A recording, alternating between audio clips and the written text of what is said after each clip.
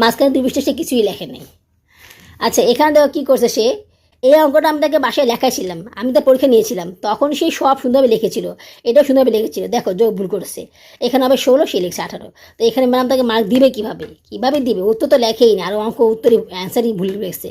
মানে মেজাজটা গরম হয়ে গেছে, এটা যদি তার মার্কটা কেটে গেছে অনেক। এই একটা অঙ্কে মনে করো তোমার 5 মার্ক করে ছিল, 5 মার্ক না 6 মার্ক ছিল, তো যার কারণে মার্কটা অনেক কেটে গেছে। তো এখানে এই জন্য সে 93 পাইছে। এবার হচ্ছে ধর্ম, ধর্ম তো সে মার্শাল্লাহ ভালোই পাইছে, ধর্ম তো কোনো সমস্যা হয় নাই।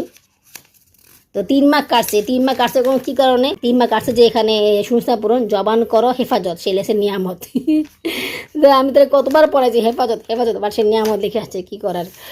আর এখানে বসে দেখো ম্যাডাম কী করছে, শূন্যস্থানের লাইন তুলতে হবে, শূন্যস্থান সে তুলছেই, তাহলে কেন এটা লিখছে? এটা তো সত্য মিথ্যা, তাহলে কি সত্য মিথ্যা লাইন তুলতে হবে? তো সেটা ম্যাডাম লিখে দিত, উনি লিখছে শূন্যস্থান পূরণ, অথচ শূন্যস্থান সে লিখছে, উনি লিখবে সত্য মিথ্যা, ম্যাডামই তো ভুল করছে। যাই হোক, এখানে তার 1 মার্ক কাটছে, আর এখানে তার 2 মার্ক কাটছে, 3 মার্ক এখানেই কাটা গেছে। আর বাকিগুলো সে ঠিকভাবেই লিখছে, এই টিক চিহ্ন ভুল হইলেও ম্যাডামের মার্ক দিয়ে দিয়েছে, সমস্যা নেই, যে 2টি, এটা তো প্রশ্ন ছিলই না, ও ঠিকভাবে লিখছে। এরপরে সমাজে মাশাল্লাহ 100তে 100ই পাইছে, কোনো সমস্যা হয় নাই, সমাজ ঠিকভাবে লিখছে।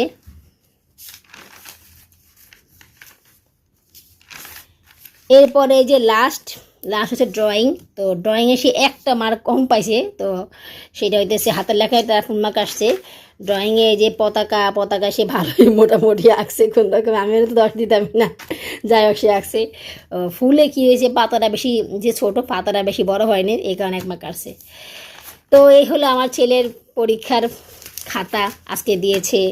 তো মনটা অনেক খারাপ, ইংলিশে মার্ক অনেক কম, অঙ্কে কম, বেশি খারাপ হচ্ছে অঙ্কের জন্য, কারণ অঙ্কটা সে ইচ্ছে করে ভুল করছে।